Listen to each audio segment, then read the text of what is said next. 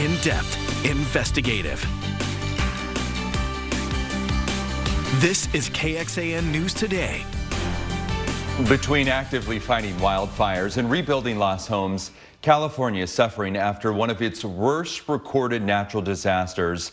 And President Donald Trump is expected to visit California today to survey some of the aftermath from those deadly wildfires. Good morning, I'm Tom Miller. And I'm Erica Brennis. The visit to California will come after he visits North Carolina, where Hurricane Helene hit back in September. We don't yet know who from the state of California or from Los Angeles, the leadership there, who will be meeting with him. This visit comes amid a debate in Washington over federal assistance. Some Republicans say federal help should come with conditions. That includes changing California policies they say contributed to mismanagement of the fire. But one California Republican says relief needs to be a priority regardless. I think right now the focus is putting these fires out. We're going to ensure that Los Angeles and California get the resources they need to extinguish the fires. The state's legislature recently approved more than $2.5 billion to help with response efforts. California Governor Gavin Newsom says that he expects the state to be reimbursed by the federal government. And potential rain in the forecast this weekend for Southern California could be a blessing and a curse. While it could help put out those fires, there's concern that too much water could spark mudslides, flash flooding, and toxic runoff. This morning, we have a rare view of the California National Guard fighting the Hughes fire from inside the cockpit here. This is burning north of Los Angeles. It's from a plane that can drop up to 3,000 gallons of retardant in less than 5 seconds. Right now, there are 7 active wildfires burning in Southern California. And if you're home right now wondering, maybe how can I help with those who have been impacted by the fires in California? Well, you have a very Austin way to do so this weekend by enjoying some live music. This Sunday at Antone's, there will be a live listening session for LA, which is an all-ages live music benefit for the wildfire recovery. There is a suggested donation of $25 with all benefits going directly for that recovery. A lot of people are going to want to be outside this weekend. Meteorologist Kristen Curry here with us. It has been a very chilly week in Austin. What are we looking forward to moving forward? Warmer temperatures and eventually a turn to some weather here locally. California not the only state who's got some rain chances on the way. Live look outside from our Ewell Kubota weather camera there in Georgetown. All is quiet now. We do not anticipate rain today. In fact, we will see a bright blue sky once that sun comes up in the 7 a.m. hour. Hill country temperatures in the teens and 20s out there. 21 Horseshoe Bay, 33 Round Mountain, 28 degrees in Stonewall. Our Austin metro temperatures largely in the 20s and 30s, not quite as cold as where we've been, so mainly just a light freeze here in the downtown area, but still unfortunately talking hard freezes down in Hays County. Eastern communities 26 Round Top, 28 Lexington, down to 32 in Lockhart and 24 in Flatonia. On our way to the low 60s underneath that mainly sunny sky today. And coming up, like I mentioned, we've got some rain chances to talk about. Those do start this weekend, so we'll stretch out your weekend planner, plus milder temperatures on the way. I'll show you the numbers coming up here shortly. Erica? All right, thank you so much, Kristen. Governor Greg Abbott is calling on the federal government to reimburse Texas for its efforts at the border. The governor sent letters to leaders in both the state and U.S. congressional delegations. In it, he says, quote, in total, Texas has spent over $11.1 billion to protect the nation and secure the border. Accordingly, I am formally requesting that the federal government reimburse Texas for these costs in full.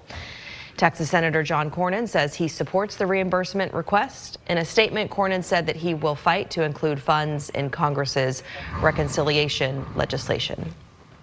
Texas children are falling behind in school test scores, and that's according to a new report from the Texas Education Agency. Yeah, but the TEA's report, not all bad. Security on campuses, that has improved since the governor ordered some safety audits. Those followed the deadly Uvalde school shooting. KXAN education reporter Nabil Ramana explains how this report can help lawmakers make some key decisions about schools where you live. At the Ruxford household, the sound of music fills the halls as Kelly Ruxer's son, Phoenix, practices his violin. Her children attend public school in a system she supports. I'm sending my oldest daughter off to college well prepared, well educated, well rounded. She got into the school of her choice, and I credit Bowie High School with that. But as districts across Texas face budget deficits, some programs are disappearing, and she's hoping it won't be programs that are beneficial to her kids. I hope they're able to maintain the fine arts program and keep funding the swimming. Those are two niche electives. The funding needed to support programs like this will be decided here at the Capitol. And information released by the Texas Education Agency in their annual report could help sway where funding goes. The public uses this tool, school leaders use this tool because it really provides a great lens into the state of public education. From school safety and intruder detection audits, which show fewer unlocked doors both inside and out over the last year, to a breakdown of annual funding per student, showing both federal, state, and local funding. It highlights improvements, but also areas needing work, such as year-over-year student outcomes. We flatlined in some areas. We've had, some improvement in some areas, but to your point, particularly in math, we've continued to see decreases in math achievement on STAR. Or a closer look at teacher retention when it comes to certified versus uncertified teachers, showing 64% of uncertified teachers and 34% of certified teachers leaving the profession after 5 years. We're continuing to see increased rates of uncertified educators being hired to fill teaching positions. All this data important to lawmakers, but also families like the Ruxers, who rely on public education. Nabil Ramadna, KXAN News. Beautiful there. Adding some depth, the report also focused on career and technical education, or CTE programs. These are pathways for students to earn specific experience and certifications in high-demand fields. The TEA's report highlighted the success of welding credentials. The agency's data shows that more than 11,000 high school students graduated with welding credentials in 2023. That's nearly 10,000 more students compared to 2017. The TEA credits Texas policies that have helped schools launch or expand their CTE programs. For the full report, you can go to KXAN.com and click on this story. There is a new YMCA facility opening today in Northwest Austin, located off North FM 620 in the Trails at 360 Shopping Center. The YMCA Tomorrow Academy is the first of several new Y facilities meant to serve up to 1,000 children in the area by 2030. This new education center is to help address the need for childcare among working families in our area. Good morning, Bastrop. Happy Friday. A live look here at Highway 71. Very quiet. Nice start to your Friday morning. Still crisp and cool, but Kristen is up in a couple minutes to tell you about some sunshine that might help thaw you out a little bit over the weekend. After decades without answers, the Department of Public Safety says it's cracked a cold case for a murder victim with a name that might be familiar to some Austinites. Yeah, Lamar County grand jury indicted David Paul Cady Jr. back in December for the 1996 killing of 86-year-old Mary Moore Seawright. This happened in the East Texas town of Paris. Cady was her neighbor. Investigators say modern evidence testing helped police connect him to this case. If Seawright's name sounds familiar, that's because there is a park that bears her name in Southwest Austin. She donated that land before her death, and the city named the park after her in 1988. Live look outside. Bastrop, good morning. It is very cold out there, but temperatures getting a little bit warmer each and every day. I think you're going to like the afternoon highs. I'm going to show you that here in just a second. Put some good news for you this morning. Astronomers, stargazers, and anybody who's ever looked into the sky and wondered get to see a spectacle this month, and it actually continues into February. 6 planets will appear to line up in the night sky for a planetary parade. Venus, Mars, Jupiter, and Saturn will be visible to the naked eye, while Uranus and Neptune can be spotted with binoculars and telescopes. Planetary alignments that are minor, like 2 to 3 planets, happen very often, especially with the inner planets. They can happen every few months. But when you get out to the gas giants, since they're very far out there, have bigger orbits, moving a little bit slower, Those occur about every few decades. The parade should already be visible if you face the south at night. Phone apps like Sky Map can help with where to look. I believe I use Night Sky, and if you point it at the sky, it shows you what you're looking at when it's planets, constellations. You can also point it down. Yes. And to the side. It's awesome. Have you ever done this? No. Oh, Tom, like we got I to get need this to get on downloaded it. immediately. You can just put your phone wherever, and it'll tell you what planets, what looking at? stars, Awesome. what satellites. I can't remember, is it free or not? There's a free version and there's a paid version. Okay, I think I do have the paid version, but I think the free one will show you at least the planets and not every constellation out there. And the satellites, which is also really cool. Yeah, so starting now, right? Take a peek outside at night if you can. Obviously, the farther away you get from the city, the more visible and brighter those planets will appear.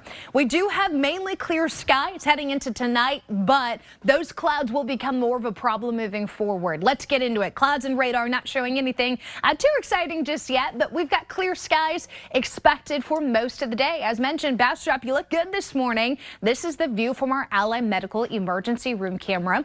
Temperature out there 23, 18 in Atlanta, that's the cold spot, 32 in Austin, 24 Flatonia, and 30 down in Luling. These temperatures a little cooler than yesterday. We've got a temperature trend down about 2 to 10 degrees for most of us. We're going to make that up this afternoon. With that sunshine and winds coming out of the south-southwest, that will be a warming wind for us. It'll take these cold temperatures this morning and then warm them to about freezing by the later part of the morning. And then I expect a quick warm up with that dry air. We've got temperatures in the mid-50s by lunchtime. And then eventually we're looking at a forecast high of 60 degrees underneath that clear sky above. High temperatures across Central Texas likely to be close to 60. But average is 63, so we're still not quite there yet, but we are getting much, much closer. Wildfire danger today is going to be a concern. We do have high to even spots of very high fire danger in the Northwest Hill Country here. So please, please, please be very cautious with whatever you're doing. We're still very dry. It's not necessarily that the winds are an issue. It's the fact that we've been battling some very dry air over the last several days here, and some of those finer fuels are likely very dried out. So we'll be watching that for you. I think the rain chances we've got coming in are going to help us at least put a little Band-Aid on that.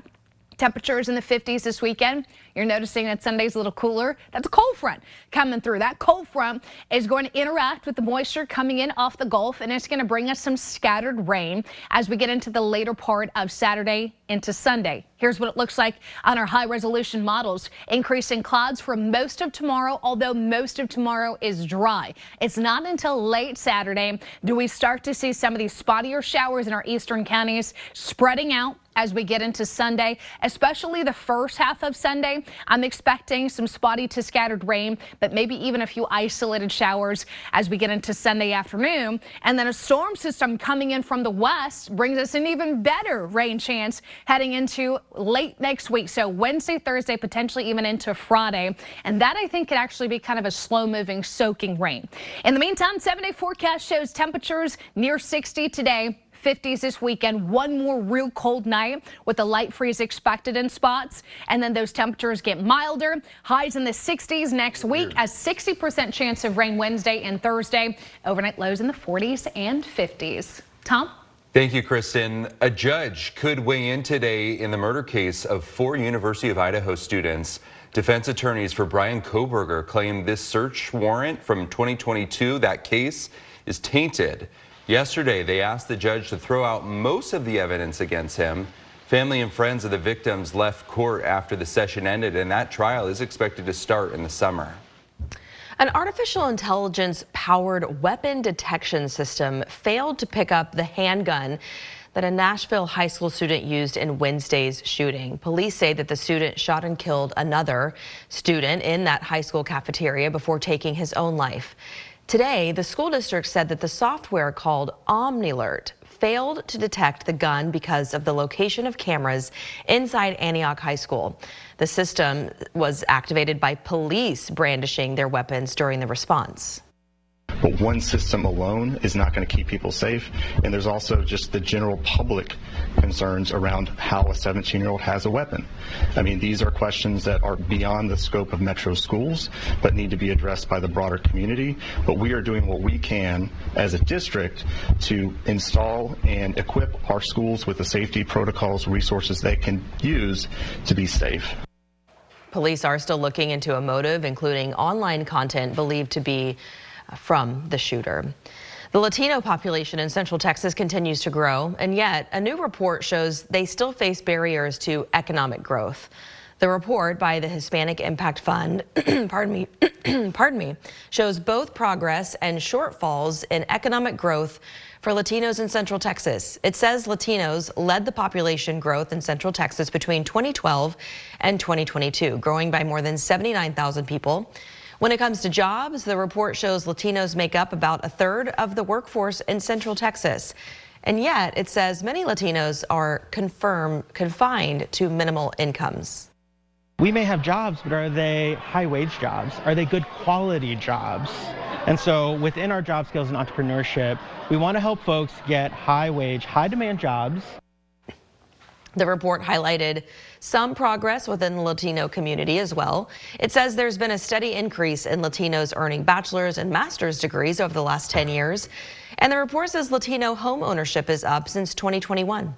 The Hispanic Impact Fund says this report helps guide their grant-making decisions. Going in depth, there's a study from 2021 that found Latinos are projected to make up more than 1 in 5 U.S. workers by 2030 and 1 in 3 U.S. workers by 2060.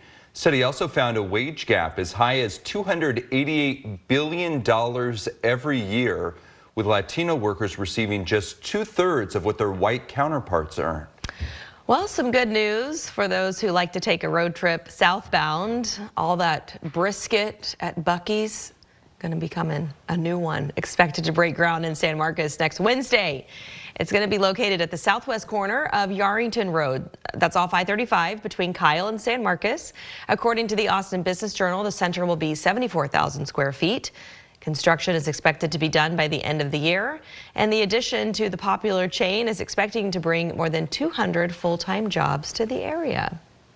This is KXAN Sports, brought to you by Thomas J. Henry. Good morning, all, and happy Friday. If we're being honest, a lot of good reasons not to go to work here. Sick, vacation to Curacao, perhaps. Planning on quitting your job, won't say we've been there, but very high atop the list, I got to admit, having a child. And that was the case for Tennessee head coach Kim Caldwell, who was not at the game a night ago in Austin for the Tennessee women's basketball team, having a baby. So Jenna Burdett in to be the interim coach for the day. We'll start with Taylor Jones inside and one, able to tie it for the Longhorns in this ranked matchup. Second quarter, still tied at 30. This one was close throughout. Madison Booker, coast to coast. So tough when she gets going in the open court. Texas takes the lead there. Then Longhorns down one, end of the third quarter. It's who? Taylor Jones from deep, almost knocks it in from three-point range.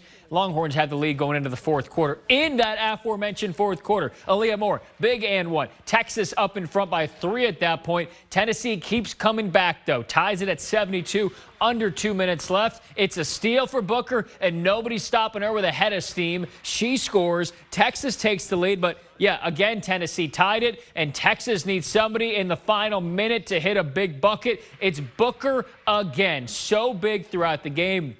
She had a game-high 26 in a thrilling SEC win for the Horns. I'm proud of my kids. You know, again, Rory makes 2 big free throws down the stretch. We had plenty of blunders tonight, and yet still found a way to win. But we had kids that made plays down the stretch, y'all. You know, I'm just proud that, you know, as a veteran team, we sat down, we took a breath, and we said we got this. And we actually took, you know, we slowed the game down, 1 possession at a time, rebounds. We played basketball, so it was more of a proud moment. Longhorns on the road at Ole Miss Sunday as they look to try to get things going, or really continue to get them going in SEC play. Also, Austin FC signs Jan Kolmanic to a 1-year extension. More on that and other sports over on KXAN.com. That's it for us. We'll send it back over to you. Thank you, Noah. Are you ready for some football. This Sunday, the last 4 remaining teams, the Eagles, the Commanders, the Bills, the Chiefs, battling it out, trying to punch their ticket to the Super Bowl. Today is getting the pregame party started early as it throws pep rallies for all the teams out in Philly, Washington, Buffalo, and Kansas City. They started this tradition last year. That's what this video is. A lot of fans turned out. Their loudest, their proudest, and you can tune in this morning to see all the fun in store. Coming up, previewing the work this weekend to get a head count of people who live on Austin streets. If you're listening on the KXAN Today podcast, thanks for joining us. Hope you'll join us on air for that. You can find all our stories on our website, KXAN.com.